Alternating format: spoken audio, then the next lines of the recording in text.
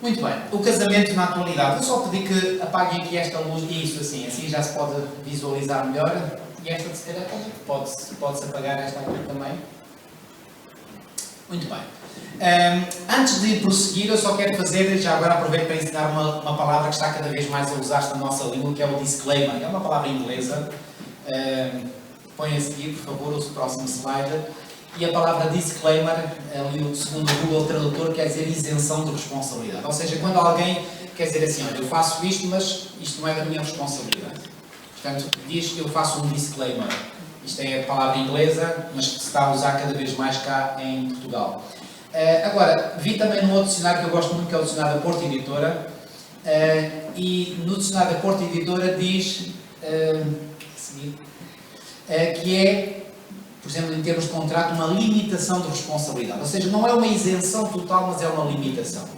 Bom, de certo modo eu sou responsável por aquilo que irei apresentar, mas faço o disclaimer porque aquilo que eu irei apresentar não é da minha autoria.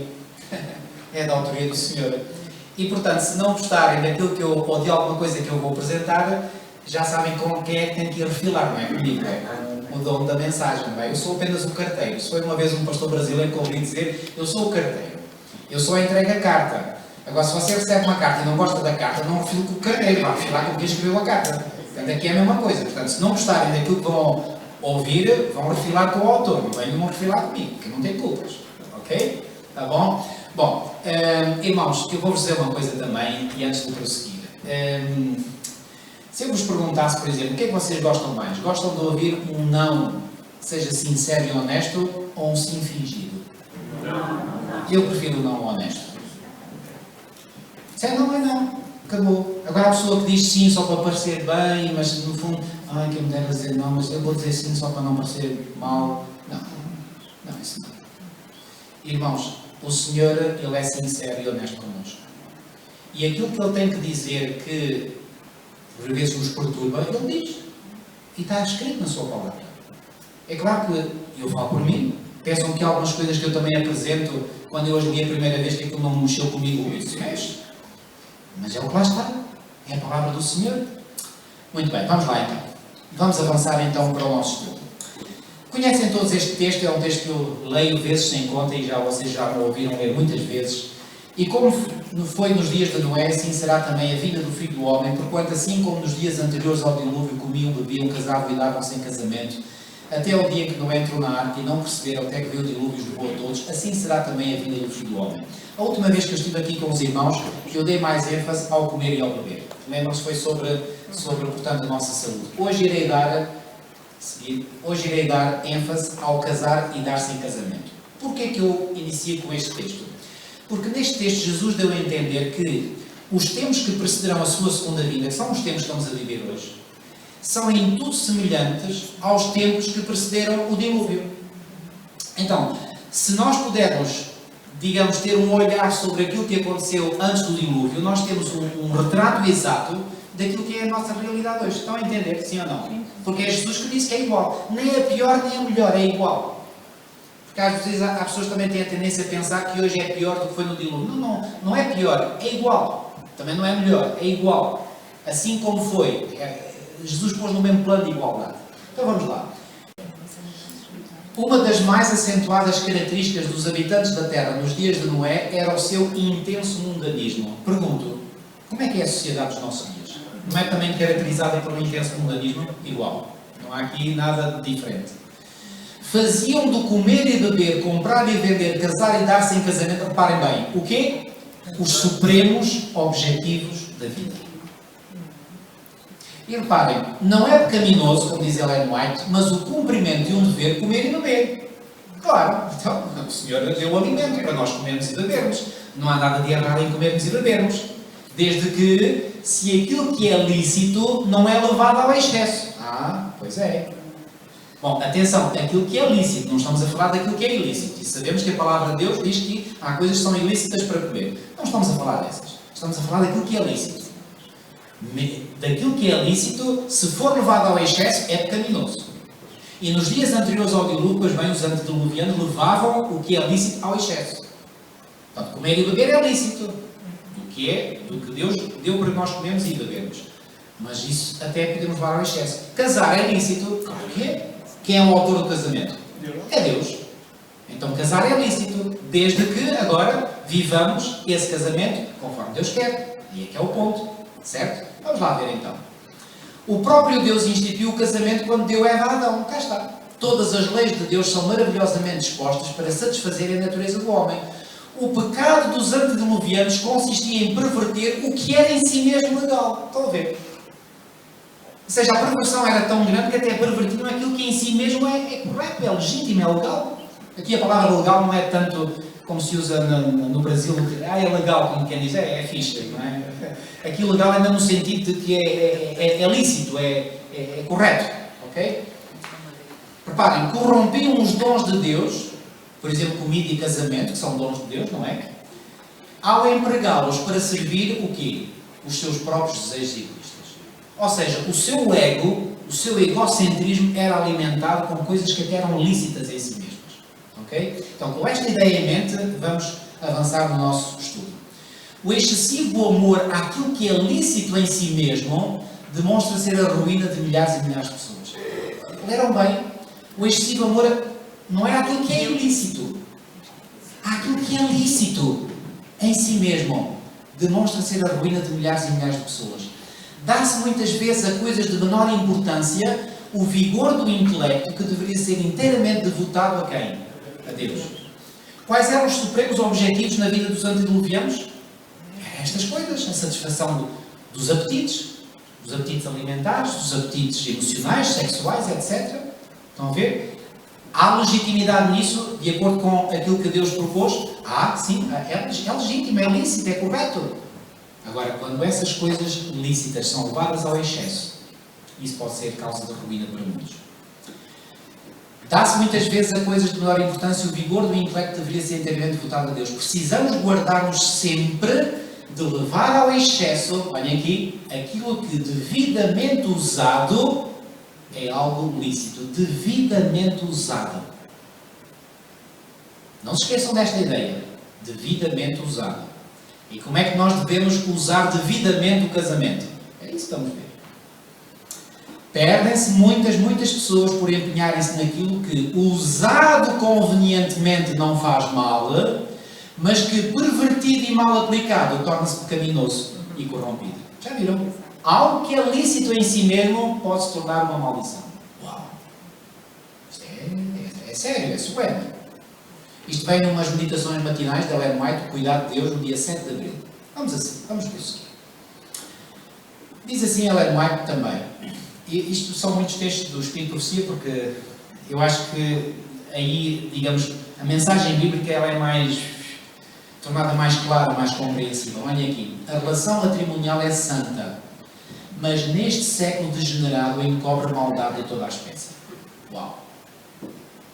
Neste século degenerado. Que século degenerado é este? É aquele que nós vivemos. E que é igual a que tempo? Ao tempo que precedeu o dilúvio. Como é que era o tempo que precedeu o dilúvio? Também um tempo degenerado. Então quer dizer que aquilo que Deus criou que é lícito em si mesmo, o casamento, por isso é que eu intitulei o casamento na atualidade.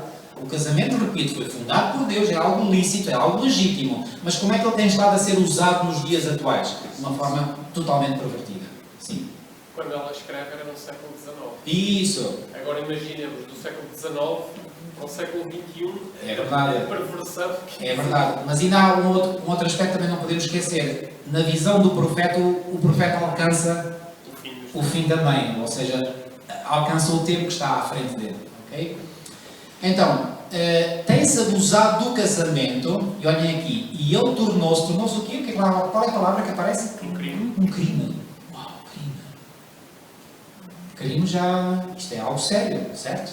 Um crime que agora constitui um dos sinais dos últimos dias, tal como foi quando?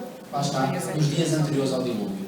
Satanás está constantemente empenhado em levar os jovens inexperientes a uma precipitada aliança matrimonial. Eu poderia ali ter sublinhado precipitada, porque quando é algo feito precipitadamente, normalmente os resultados não são bons. Nós até vemos, por exemplo, às vezes quando há construções que têm que ser acabadas, que têm um prazo, bonito, fazer tudo aquilo à pressa para acabar, e depois, passado algum tempo, a estrada cortada porque vai ter que se resolver coisas que foram mal feitas. Porquê? Porque foi tudo feito à pressa. Tudo o que é feito à pressa, todas as decisões são tomadas de forma precipitada, dão um mau resultado. E o casamento é uma decisão extremamente solene. Muito solene mesmo. Mas, e agora reparem o que é que ela diz. Quanto menos nos orgulharmos dos casamentos que se realizam agora, tanto melhor.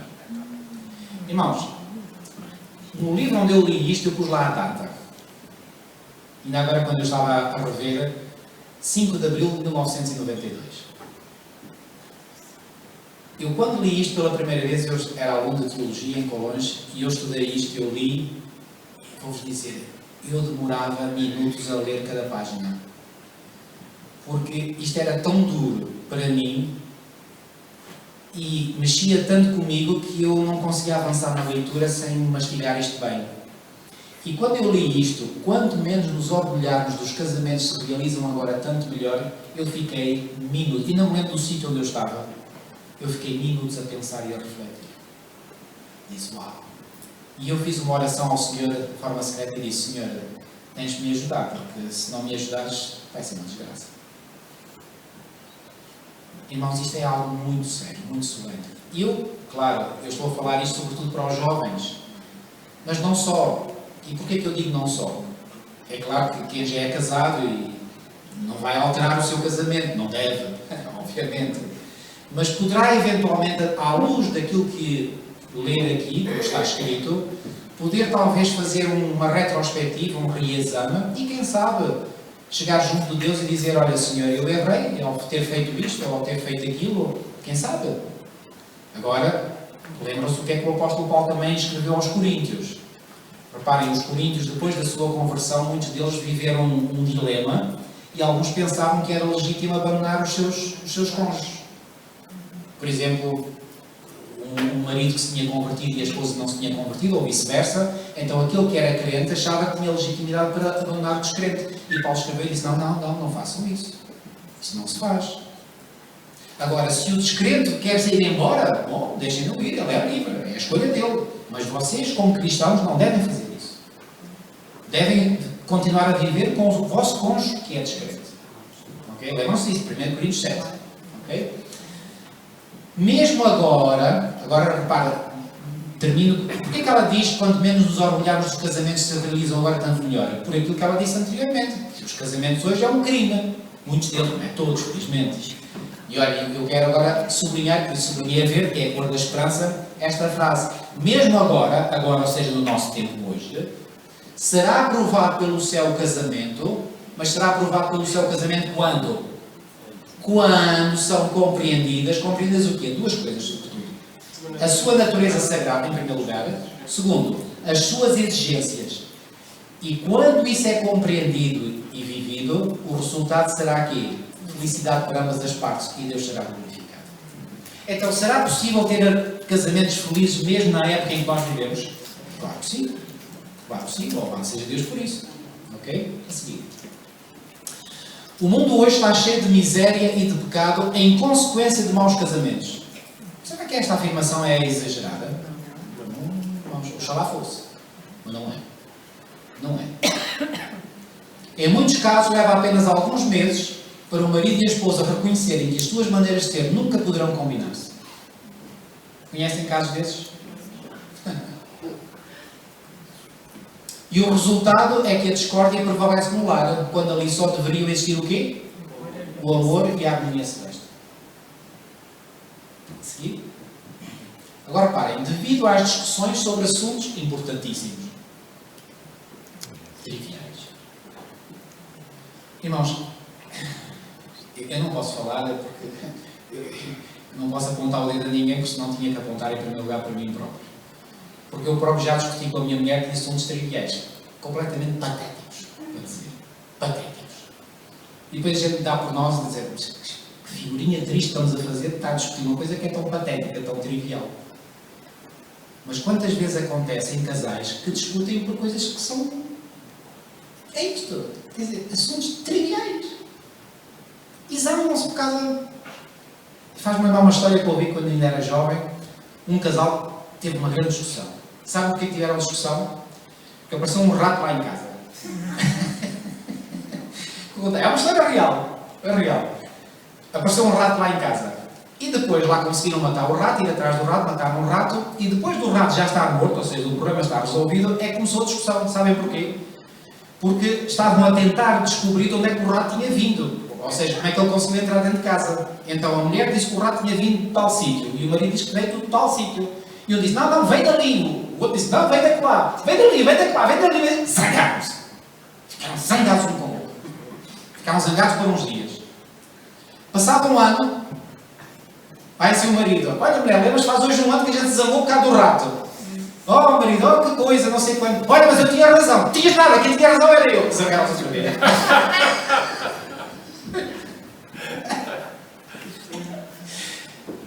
Acha que isto é um assunto importante ou é um assunto trivial? O que importa de onde é que o rato veio? Importava muito mais que tivessem amigos um do outro e não se zangassem. Mas quantos casais não têm discussões sobre assuntos absolutamente triviais? E depois cultiva-se um espírito de amargura, francos desacordos e brigas trazem inexprimível miséria ao lar e separam os que deveriam estar unidos pelos laços do amor. Assim, olhem aqui, milhares têm sacrificado a si mesmos, alma e corpo, por meio de casamentos imprudentes e enverdaram pelo caminho da perdição. Uau! Enverdaram pelo caminho da perdição. Isto é muito soberano, muitíssimo soberano. Eu não tenho estado a ler a referência, mas os irmãos podem ver. Isto é o Lar Cristão. O Lar Cristão é o Lar Adventista, mas na edição de Portugal. Mudaram o nome, em vez de pôr o Lar Adventista, era o Lar Cristão. Mas é complicado mesmo. Se aqueles que pensam casar-se não quiserem ter pensamentos amargos e infelizes depois do casamento, olhem aqui, devem torná-lo objeto de reflexão séria e profunda agora. Aqui é um apelo para os jovens. Jovens, muita atenção, muito cuidado. Pensem e façam disso motivo de oração, de reflexão séria e profunda agora. Façam disso motivo de oração. Ellen White diz que aqueles que têm o hábito de orar, quando pensam em dar o passo para o casamento, deviam orar 4 vezes mais. Não sou eu que digo. 4 vezes mais. A seguir, por favor. Dado precipitadamente, lá está o perigo de dar um passo precipitado. Dado precipitadamente, esse passo é um dos meios mais eficazes para arruinar a utilidade de rapazes e de raparigas. A vida torna-se num fardo, numa maldição. Uau! Vocês conhecem casos destes, seguramente? Conhecem. E nem me atrevo a dizer que, quem sabe, alguns podem estar a viver isso mesmo. Ninguém pode mais eficazmente estragar a felicidade e a utilidade de uma mulher e tornar-lhe a vida num fardo insuportável do que o seu marido. E ninguém pode fazer a 100ª parte para destruir as esperanças e aspirações de um homem, para paralisar as suas energias e arruinar a sua influência e as suas perspectivas, como a sua própria esposa. Isto não é dito por mim, isto é dito por alguém que foi inspirado por Deus. A seguir. É a partir da hora do seu casamento que muitos homens e mulheres datam o seu êxito ou fracasso nesta vida e as suas esperanças da vida futura. Uau!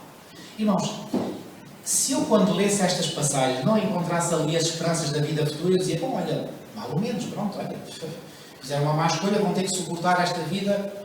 Agora, quando está em causa a vida eterna, quando está em causa o destino eterno, irmãos, é que cuidado. E o casamento pode ceder o destino eterno. Ou seja, um bom casamento ajudar, digamos, na condução para a vida eterna, um mau casamento prejudicar de tal maneira que essa pessoa caminha para a perdição eterna. Isto é muito sério. Muito mesmo. Quem me dera, diz Ellen White, poder fazer com que a juventude visse e sentisse o seu perigo, especialmente o de fazer em casamentos infelizes. Acham que Deus tem prazer que os seus filhos sejam infelizes? Não tem. Deus quer que a raça humana viva feliz. Ponham isto na vossa cabeça, irmãos. Deus quer que homens e mulheres vivam uma vida feliz. Feliz, com felicidade. E por isso é que o Senhor nos dá diretivas, dá diretrizes. Porquê? Porque Ele sabe que se nós seguirmos essas diretrizes, nós recebemos as consequências positivas. Somos nós que ganhamos. Deus não perde nada. Bom, perde porque perde filhos e filhas. Fica triste, pesa no coração de Deus. Deixem-me dar-vos um exemplo, talvez vos ajude a aclarar a vossa mente qual é o pai, qual é a mãe que tenham filhos e que estejam em idade casadora e que depois se casem e que depois o pai ou a mãe venham a descobrir que o seu filho ou a sua filha não é feliz no casamento. Acham que os pais ficam felizes? Claro que não. Qual é o pai, qual é a mãe que vai se sentir feliz de ver o seu filho ou a sua filha infeliz? Com Deus é a mesma coisa, irmãos. Deus não quer a nossa infelicidade, quer a nossa felicidade. E por isso Ele nos deu orientações. Mas muitas vezes nós achamos que sabemos mais do que Deus e fazemos à nossa maneira e depois dá o que dá. E depois sofremos as consequências, é isso mesmo. O casamento é algo que influenciará a vossa vida, tanto neste mundo como no porvir. Uau. Mais uma vez, eu preferia que aquela expressão ali, como no porvir, não estivesse lá, mas está. Está lá. Não fui eu que a pus lá, foi o próprio Deus. Olhem aqui, um cristão sincero não levará avante os seus planos neste sentido. Qual sentido? O sentido do casamento, sem saber o quê? Que Deus os aprova. Não quererá escolher por si mesmo, mas sentirá que deve ser Deus a escolher. E é aqui, irmãos, que muitos erram. Porque o jovem, a jovem, em geral, pensa, não, neste aspecto aqui, eu é que quero escolher, eu é que sei o que é que quero. Mas se houver fé suficiente, se o jovem ou a jovem tiver fé suficiente de que Deus quer o seu melhor, então convém seguir os conselhos de Deus, porque Deus nunca quer o nosso mal, quer sempre o nosso bem, sempre. E é exercer fé em Deus, dizer, Senhor, olha, eu achava que deveria ser assim, mas tu dizes que deve ser de outra forma, então eu vou seguir aquilo que tu me dizes. Já agora, deixa-me contar aqui uma pequena experiência que uma vez foi contada, creio que foi pelo pastor Guilhom. Era um jovem que era estudante de Teologia, não tinha ainda namorada, e então ele estava para terminar o curso de Teologia e estavam para lhe fazer uma proposta, ou aliás, fizeram uma proposta se ele queria ser missionário para uma terra distante. Mas disseram, olha, nós aconselharíamos fortemente que tu fosses, mas que fosses casado. Porque os desafios vão ser grandes e se tu fores casado vai ser muito melhor. Já agora faço aqui outro parênteses para dizer, sabem, por exemplo, o primeiro missionário da Igreja Adventista, sabe quem é que foi o primeiro missionário da Igreja Adventista? O primeiro missionário oficial, porque houve outros que foram por iniciativa própria. Oficial, ou seja... Andrews, exatamente. Foi o primeiro missionário que a Conferência Geral, a partir dos Estados Unidos, enviou aqui para a Europa. Veio ali para a zona da Suíça, a França, a Alemanha, ali Basileia, faz ali fronteira, são 3 países que fazem ali fronteira. França, a Suíça e a Alemanha. E ele instalou-se ali. E Ellen White enviou-lhe uma carta que quando ele veio para cá, para a Europa, veio com os seus filhos ainda adolescentes, só, porque já era viúvo. E Ellen White escreveu-lhe uma carta a aconselhá-lo a casar novamente. Para ele poder ter alguém que o ajudasse. E ele, não sabemos por que razões, decidiu continuar viúvo. Então, não quis casar, durou poucos anos. Era um homem que trabalhava muito, Andrews. Ele sabia muitas línguas, aprendeu várias línguas, ele trabalhou. Pode-se dizer que ele morreu a trabalhar, ou morreu de tanto trabalhar, mas morreu cedo. E se ele tivesse seguido o conselho que Ellen White lhe deu, certamente inspirada pelo Espírito Santo, quem sabe ele poderia ter vivido mais anos, não é? Porque assim todo o trabalho, inclusive de cuidar dos filhos, do trabalho doméstico em casa, caía sobre ele. Para além do trabalho que ele fazia na Casa Publicadora, foi fundada precisamente em Basileia. Okay? Continuando. Não devemos agradar-nos a nós mesmos, pois Cristo não se agradou a si próprio. Não quero que entendam, isto é muito importante também, ora, reparem o que é que Ellen White aqui diz. Isto também me tocou cá na minha mente, quando eu ainda era jovem, quando eu li isto. Não quero que entendam que estou a dizer que alguém deve casar-se com uma pessoa que não ama. Isto seria pecado. Sabem, e quando eu li isto pela primeira vez, era jovem, eu disse, pecado casar com uma pessoa que não se gosta. Eu fiquei a pensar, porquê que será pecado? Eu fiquei a pensar, a minha mente lá ainda tive de dar a manivela muitas vezes, até que finalmente cheguei lá. Do que gostou, mas foi. Sabem porquê que é pecado? Porque há um mandamento que diz, não dirás falso testemunho contra o teu próximo, é o novo mandamento. Se eu vou casar com alguém que não gosto, o que é que eu estou a dar? Qual é a mensagem que eu estou a fazer passar para essa pessoa? Estou a fazer passar a mensagem, gosto muito dela, porque gostar muito dela é que vou casar com ela, mas na realidade não gosto, estou a mentir. Isso é pecado, é transgressão do mandamento. casamento. Estão a ver porque é que é pecado? Então reparem, isto para dizer o quê? Que ir casar com uma pessoa de quem nós não gostamos, isto é um pecado aos olhos de Deus. Felizmente que eu me casei com quem eu gosto. Gostava e gosto, continuo a gostar. Mas a fantasia e a natureza emocional não devem ter permissão para dirigir e levar à ruína. Deus requer todo o coração, o supremo afeto. Nada menos do que isto. Supremo afeto. A seguir, por favor. Poucos têm ideias corretas acerca da relação conjugal. Muitos parecem pensar que o casamento, olhem aqui, muitos parecem pensar que o casamento é o quê? É a concretização da perfeita felicidade. E aqui é que me desengano. Eu quero me casar para ser feliz. Reparem, atenção, e deixem-me dizer isto. É legítimo alguém desejar ser feliz? Claro que é. Claro que é. E isto tem que se dizer. É legítimo um homem procurar a felicidade. É legítimo uma mulher procurar a felicidade. Casando-se. É legítimo. E porquê que é legítimo? Porque foi Deus que criou. Portanto, tudo aquilo que Deus criou é legítimo. Agora, o que é que se passa na mente de hoje? E não se esqueçam, nós vivemos numa sociedade que é semelhante em tudo à sociedade que antecedeu o tempo do dilúvio. Portanto, é uma sociedade corrompida. E essa sociedade corrompida, que corrompeu o casamento, um dom de Deus, corrompeu ao máximo, induz muitos falsos pensamentos na mente, sobretudo dos jovens. E muitos jovens pensam que só pelo facto de casarem, irão ser felizes. Que grande engodo. Que o casamento pode dar felicidade? Claro que sim. Mas tem que seguir regras. Quais regras? As regras do Senhor. E é isto que aqui está. Vamos ver então algumas dessas regras.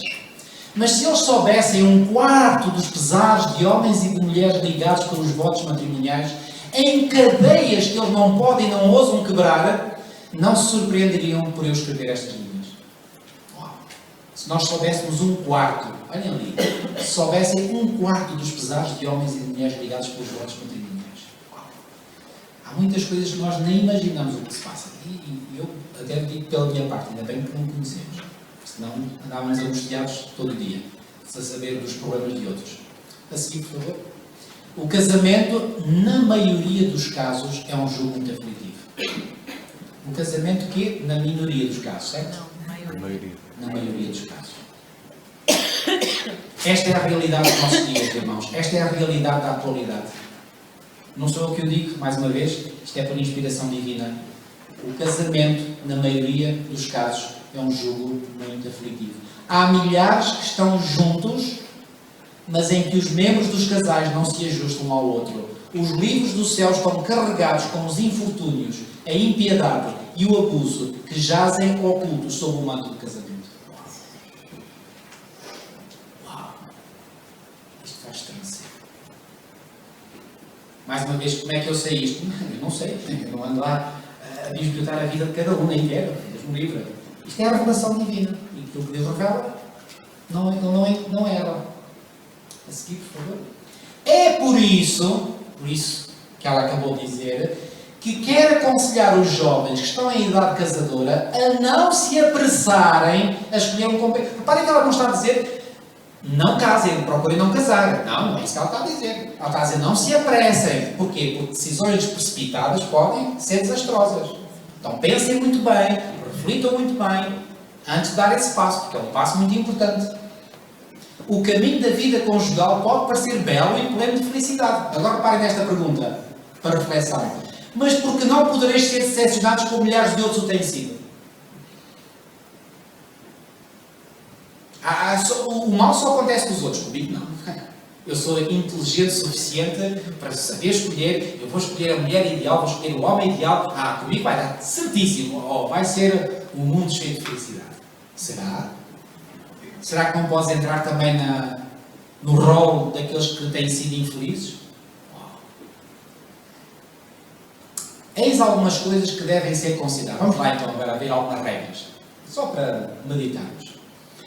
Aquela com quem vai casar trará felicidade ao seu lar? É poupada? Ou há de, quando casada, gastar não só todos os seus rendimentos pessoais, mas todos os do marido para satisfazer a vaidade do amor da aparência? Não há mulheres destas, não? Já lá vamos aos homens, atenção, vamos só começar pelas mulheres. São os seus princípios corretos nesse sentido? Ou seja, são questões que qualquer jovem deve avaliar, exatamente, deve pôr em consideração antes de dar o passo para casar com a mulher que vai casar. Sei que no espírito de um homem, absorvido pelo amor e pelos pensamentos de casamento, estas questões serão varridas para longe como se não tivessem importância nenhuma, porque o homem, quando está apaixonado, sem não vê nada disto, nada, zero.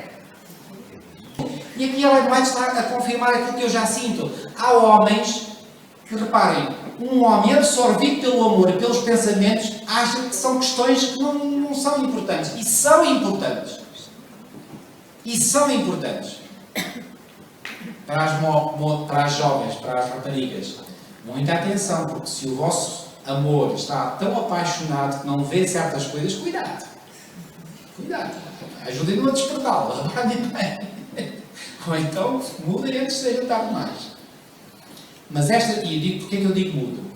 Sabem, Ellen White diz que, sabem, até quando é possível romper com os laços do noivado? Não sou eu que eu digo. Até quando? Um dia antes do casamento, 2 dias, 3 dias, uma semana? Até o sim. Até quando? Até o sim, o altar. Até o altar. Ela até diz que no altar é possível dizer não.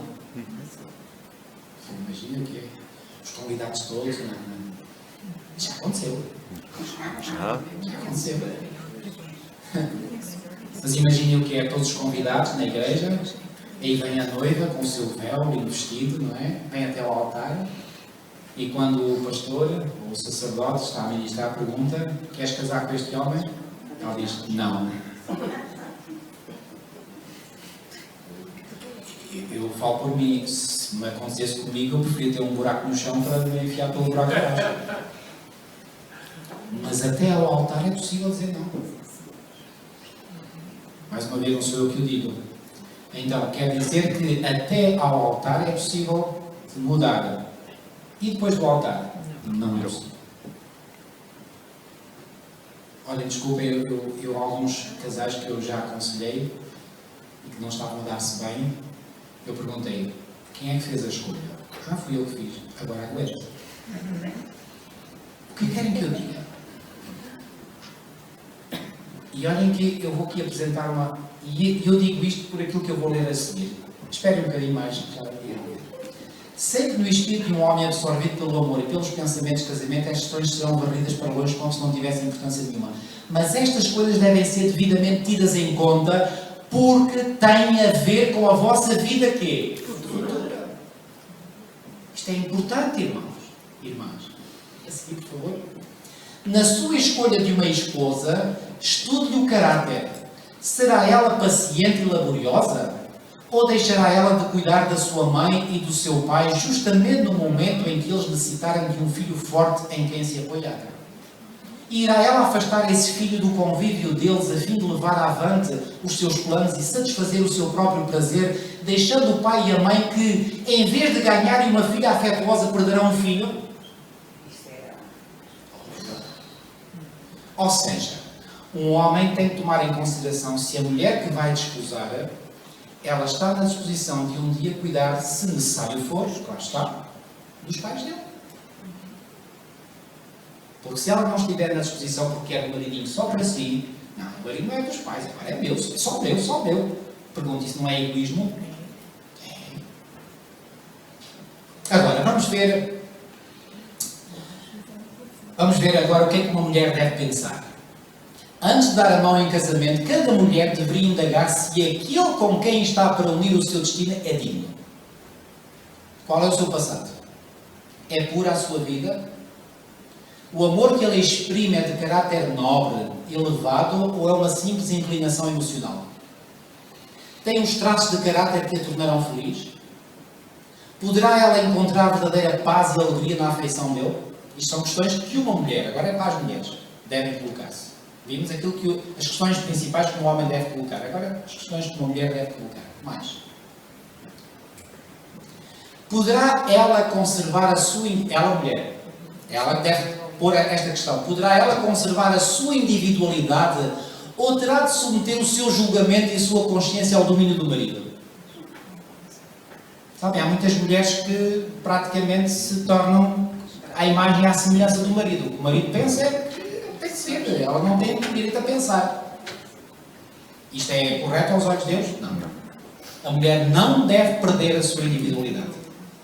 Bom, claro, o homem também não, mas normalmente é mais fácil ser a mulher que se submete, não é, a perder a sua individualidade do que o marido. E, portanto, nenhum marido tem legitimidade para querer fundir a personalidade da sua esposa na dele. Se ele quer que a esposa faça uma coisa, mas ela não quer fazer, não faz. Acabou. Ela manda.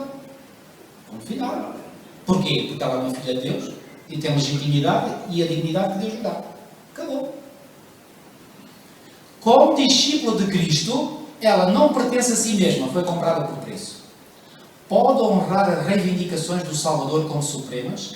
Serão conservados puros e santos o corpo e a alma, os pensamentos e propósitos? Essas questões têm influência vital sobre o bem-estar de toda a mulher que se casa.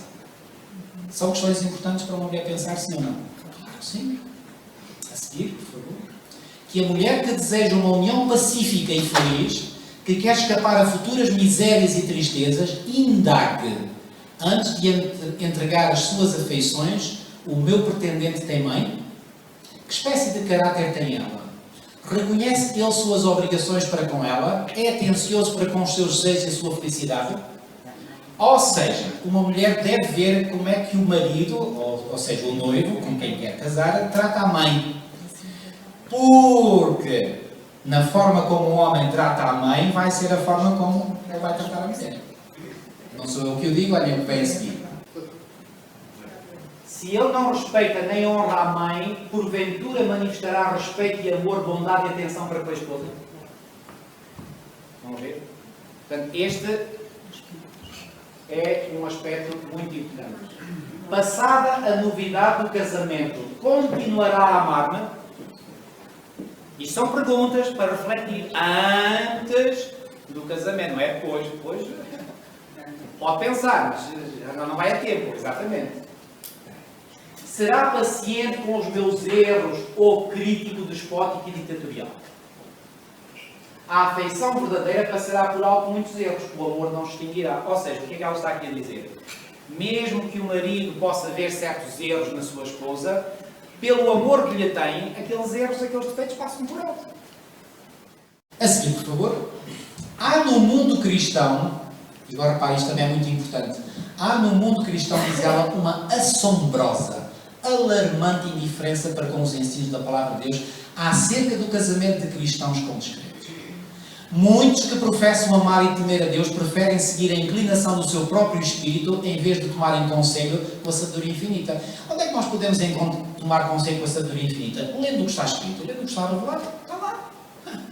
Porquê que temos necessidade de, às vezes, há pessoas que pedem a Deus certas coisas quando Deus já está aqui o livro com respostas para tudo.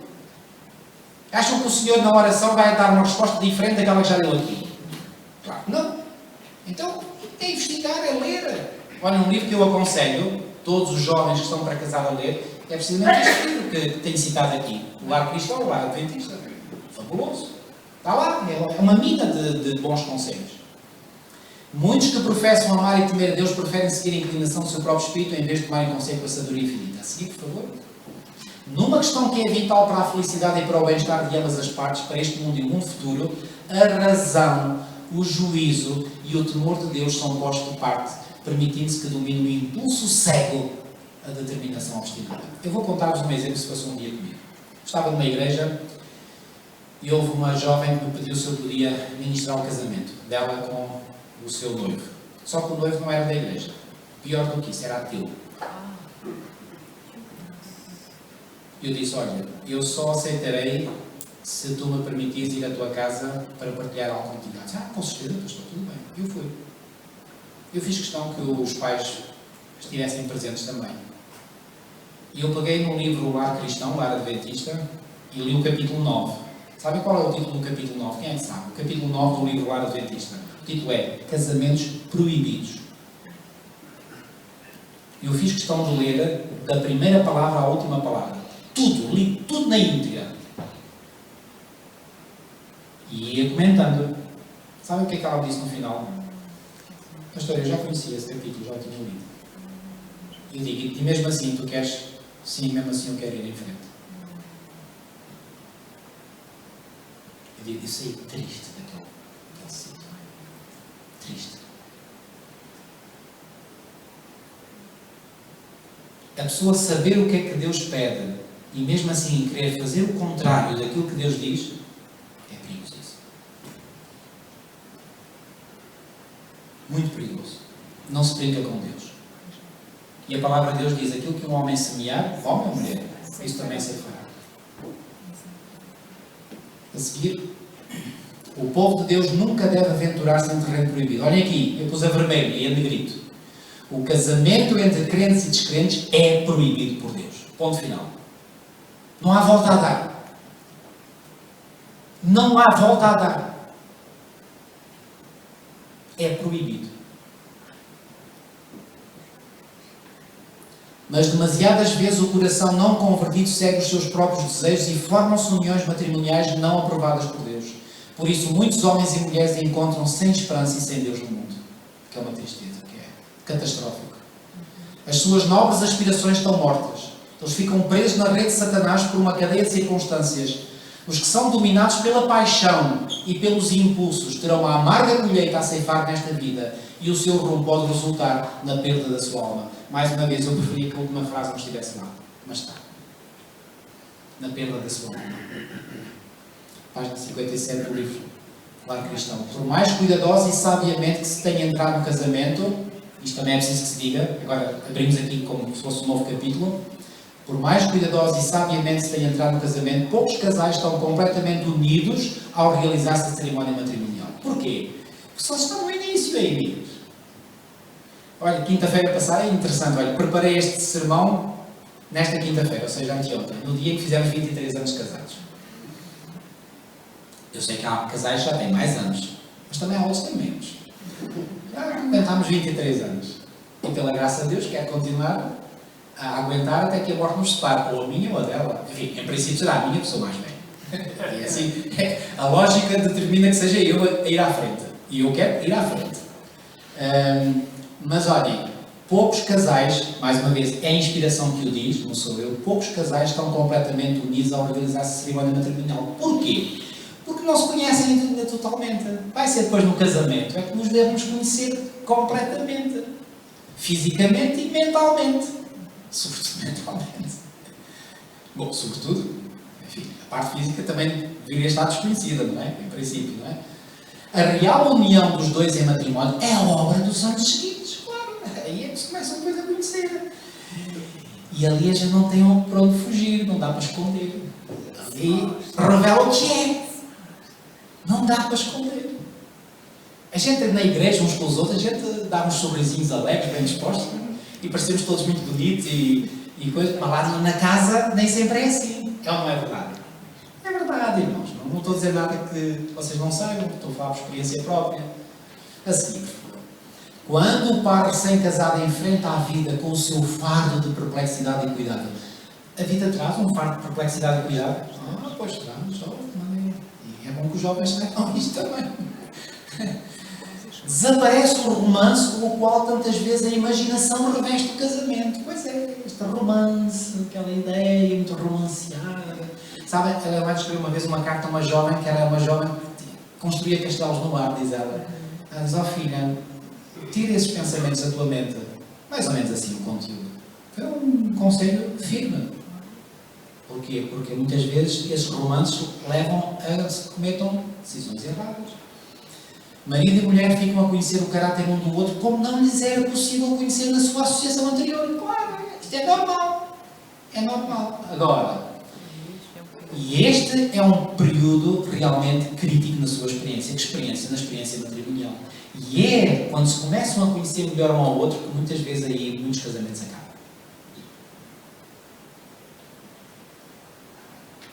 Aqueles que são tementes a Deus devem dizer, não, eu fiz um compromisso solene com Deus, ok, não gosto destas coisas, mas olha, ela também não gosta de algumas coisas minhas, mas nós fizemos um compromisso, a minha mulher tem coisas que eu não gosto, mas também tem muitas outras que eu gosto, Estou a falar da minha mulher.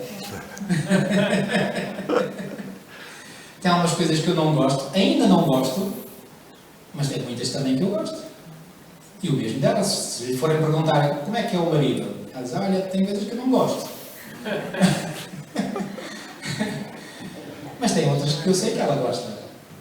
Agora, há uma coisa que nós temos os dois em comum. Temos um compromisso sério e solene com Deus. Amém. E esse compromisso sério e solene que é nosso dever, com a ajuda de Deus, claro, levar até ao fim. Mais uma vez, até quando? Até que a morte nos separe. A felicidade e a utilidade de toda a sua vida futura dependem de seguirem agora um rumo correto. Muitas vezes cobrem no outro fraquezas e defeitos insuspeitados. Cá está. Porque o namoro foi um período muito lindo, muito romanceado.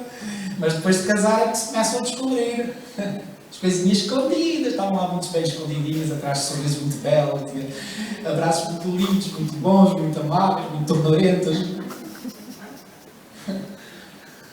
Mas os corações que o amor uniu descobrirão também qualidades até então quê? Desconhecidas. Isto também é verdade.